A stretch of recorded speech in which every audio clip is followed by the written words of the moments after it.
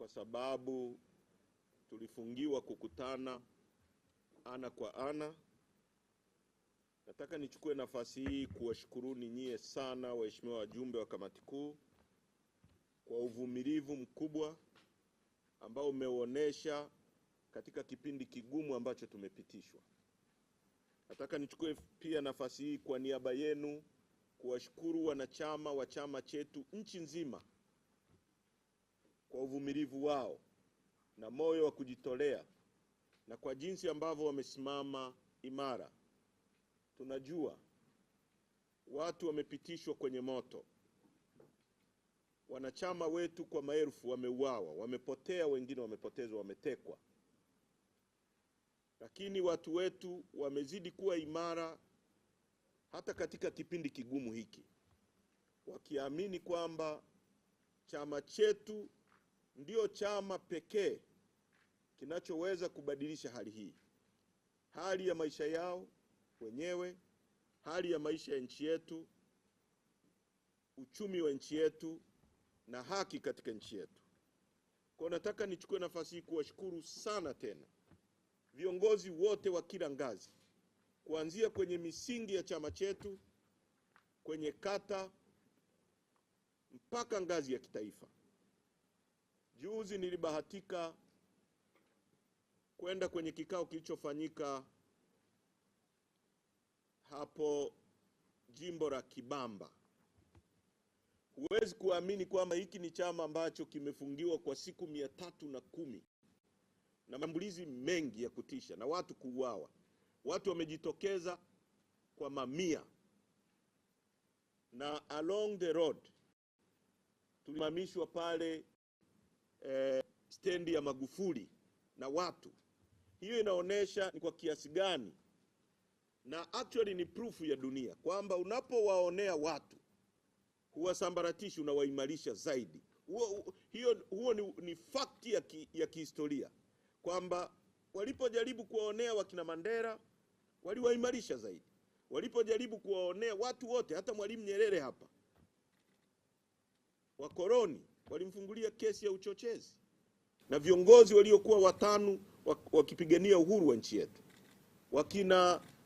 wakina Jomo Kenyatta waliowekwa kule Kapenguria wakafunguliwa kesi na wakafungwa, waliimarika zaidi. Kwa hiyo nataka niseme chama chetu kimeimarika zaidi katika kipindi hiki, na hizo pongezi zenu zote ni kwenu viongozi kwa resilience, kwa sababu mngesambaratika nyie viongozi wa kamati kuu, pengine tusingekuwa na chama. Na hilo ndilo wanalotaka, kwamba tusambaratike, watu wakimbie. Watu wanapomuona katibu mkuu anajitokeza katikati ya vitisho, wanapomuona manaibu katibu wakuu, wanapowaona wajumbe wa kamati kuu, wanapomuona Tony hajayumba, Sugu hajayumba, Brenda yupo, anatoa matamko kila wakati, watu wanaimarika. Kwa hiyo nawapongeza sana. Nchi na dunia inasubiri kwa hamu sana kujua mwelekeo wa nchi yetu, na mwelekeo wa nchi yetu unatoka humu. Nataka niliseme ili kwa uzito mkubwa muelewe kwamba hapa mlipokaa hatima ya nchi yetu iko mikononi mwenu. Kwa hiyo mjue uzito wa majukumu mnayobeba. Kama ulikuwa unajiona kwamba wewe ni mtu wa kawaida tu, ujue kwamba kwa fact dunia inasubiri na nchi inasubiri kujua mwelekeo wa nchi yetu. Hiki ndio chama kikuu cha siasa za nchi hii, na ndicho chama kinachotoa mwelekeo wa siasa za nchi yetu. Kwa hiyo muelewe kwamba kwa siku mbili ambazo mtakuwa hapa, mjadili mambo kwa utulivu, na mkielewa kwamba Watanzania wanataka kujua, na sio Watanzania tu. Katibu mkuu baadaye atatoa taarifa hapo, miongoni mwa watu ambao tumekutana nao kwa siku za karibuni wamesema nini kuhusu mwelekeo wa chama chetu na maamuzi tutakayotoa. Kwa hiyo mnapaswa kujua kwamba nchi iko mikononi mwenu, na mnapaswa kufanya uamuzi wa busara, na baada ya hapa kwa kweli tuelekeze nchi kwenye yale ambayo tunatarajia yafanyike. Jambo la tatu ni msimamo wetu, na tunasisitiza kwamba mimi sikupaswa kukaa hapa naongoza hiki kikao. Mtu aliyechaguliwa na mkutano mkuu kuongoza vikao vya aina hii ni Tundu Lissu. Sisi wengine ni wasaidizi wake. Tunaitaka serikali dhalimu ambayo haijachaguliwa na wananchi imwachie Tundu Lissu mara moja. Na hii ni kauli ya chama chetu, ni kauli ya mkutano mkuu, ni kauli ya wanachama wote. Lolote litakalompata Tundu Lissu akiwa mikononi mwa hao watu haitaeleweka, haitakubalika. Kwa tunasisitiza kama tulivyosema tena na tena kwamba tunataka Lissu aachiwe mara moja, kwa sababu hana kosa. Kutumia court processes kuonea watu, kwenda kupaki kesi mahakama ya rufani ili kunyima haki. Justice delayed is justice denied. Kwa mwaka mzima kesi kubwa yenye mwelekeo wa nchi imekuwa stalled, mahakama wanapiga danadana. Maana yake ni kwamba ni kupoteza muda na kutaka Lissu apige magoti, na kwa niaba yenu na kwa niaba ya chama chetu, masharti yote ambayo wamejaribu kutupa tumeyakataa. Hatutapiga magoti. Lissu amekataa. Amepewa ofa ya kutoka nje ya nchi aache kufanya siasa, amekataa. Wametupa ofa za kuandika si kufanya nini, tumekataa. Na narudia mbele ya wajumbe wa kamati kuu, tunataka Lissu aachiwe unconditionally, aje kuendesha chama hiki kwa sababu yeye ndiye aliyechaguliwa kama kiongozi wetu.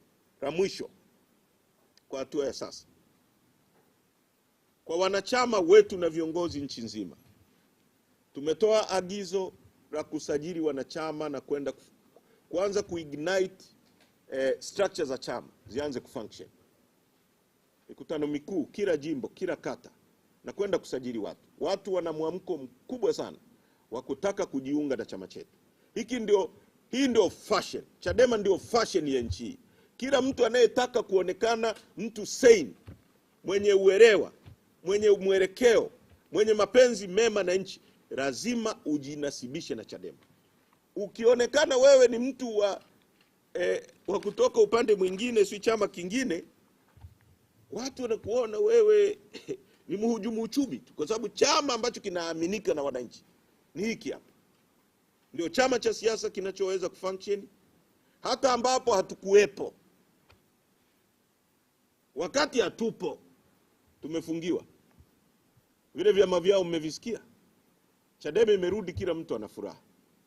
Siasa imerudi na tutafanya siasa. Sasa kwa sababu hizo tumeagiza wanachama wetu kusajili wanachama wengine wapya na kuingiza idadi kubwa zaidi ya wanachama kwenye chama. Tunajua Dodoma walikuwa wameanza na watu wamekamatwa Dodoma. Viongozi wetu watano, naomba hiyo karatasi yenye majina hiyo. Wamekamatwa viongozi wetu eneo la Sabasaba Dodoma wakiwa wanasajili wanachama. Chama hiki hakina zuio la aina yoyote la kufunction, la kufanya kazi zake. Tunajua kumekuwa na utaratibu Dodoma hasa wa kujaribu kuzuia chama chetu. Hata tulipofanya mkutano mkubwa sana uliotisha pale Dodoma, baada ya kutoka pale viongozi wetu wa wilaya wote walikamatwa na mkoa, na nafikiri kesi hiyo bado inaendelea, kwamba kwa nini tulifanya mkutano mkubwa vile Dodoma. Sasa kuna jitihada za makusudi za kuzuia chama chetu kufanya kazi pale Dodoma. Hatutakubali. Tunataka RPC awaachie mara moja afisa wetu wa chama ambaye anaitwa Shujaa Evarist, katibu wa mkoa Mheshimiwa Francisco Lawrence, na mwenyekiti wa baraza la vijana wa wilaya Dodoma Rukia Saidi. Tunataka waachiwe kwa sababu hakuna kosa walilofanya. Waachiliwe mara moja, warudi kwenye kufanya shughuli zao, na nchi nzima watu waendelee kusajili. Asanteni sana. Kwa mara nyingine, karibuni kwenye kikao cha kamati kuu, na Mungu awabariki, na nawashukuru sana kwa kujitokeza kwa wingi. Asanteni sana.